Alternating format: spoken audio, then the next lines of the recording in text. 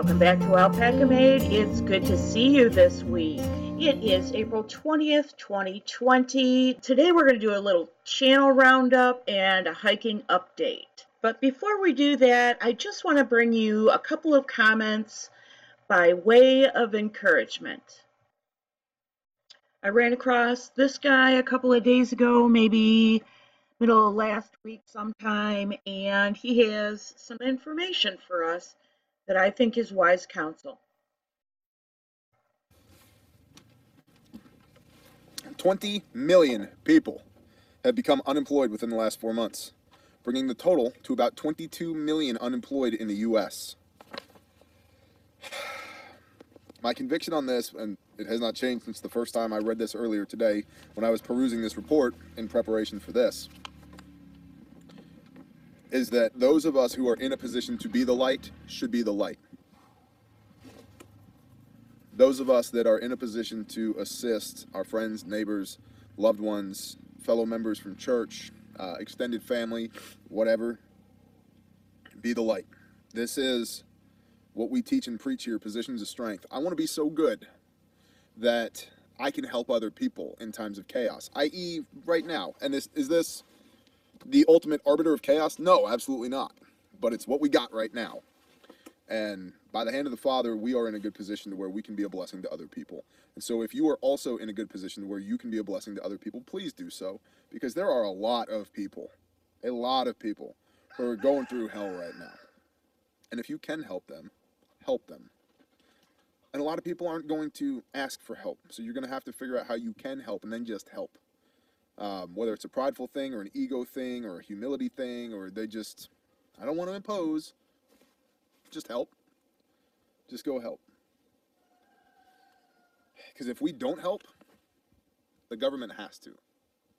And if we don't do the things that need to get done on our own, I don't believe we get to complain about government then being strong-armed in their response to things like this. So if you can be the light for somebody else, be the light. Not only that, we're commanded to do that. Do that. Love your neighbor as yourself. So before we go on any further, let's take a look at red maple. Look at this. This is not my picture. It's not outside my window. But when I look out my window, that's exactly what I see.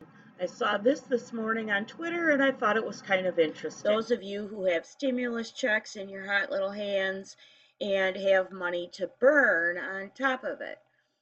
From DIYphotography.net, the top 100 fastest declining categories. This is in retail sales, clearly. Number 1 is luggage, number 2 is briefcases, and number 3 is cameras, down 64%.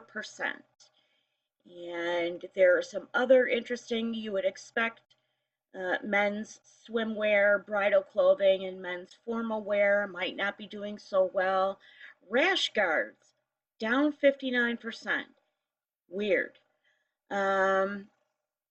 Automotive mats, another weird thing in the age of cover everything, spray everything, clean everything, down 50%. Outerwear, you might think that, but those of you who have trucks, cargo bed covers, down 48%, you might want to think about throwing down for a cover, because surely they'll be trying to dump that. Lenses down 48% for cameras. Wine racks down 40%. Well, you can make one out of pallets, can't you? Clocks, oddly. Baby girls' shoes down 39%. That's just weird. I don't even understand that. Men's boots, that might be like, well, we're at the end of the season. That's expected. Camping equipment, however, down 39%. Ding, ding, ding, ding, ding. You might want to just check things out. I'm about to sneeze. Or not. Okay, let's keep going. They only go through the top 84. The rest of these are not so surprising. Kitchen sinks. How does kitchen sinks get in there? Golf clubs? Well, at least fishing gear didn't make the top 84 out of 100. I was listening to Doug Hagman of the Hagman Report this morning, and he was relating a tale of woe at the checkout counter over the weekend with a little bit of biting humor. And I have to say, my experience wasn't much different than his. Even in my little hamlet or my little neck of the woods, people were scurrying around trying to avoid each other, not be more than two people in the same aisle and at the opposite ends. And honestly, I was caught up in that behavior myself, and I'm not used to that. I'm used to, the courtesy dance, the polite social dance where if you two of you meet at a choke point in an aisle, I'm always the one to step aside and give a nod and a smile and say you're welcome if the person says thank you, that those kinds of things. That was not my experience this weekend, and that brings us to the delivery system. You know that Amazon has slowed down delivery, and there are issues with other carriers associated with the delivery system. I even caught one USPS carrier trying not to deliver a package last week just because it didn't fit into his schedule. And so you might want to consider that. Those things that you might not need right now, but that you're going to purchase in the future, you might want to consider what the delivery options are going to be. And that brings us finally to human nature.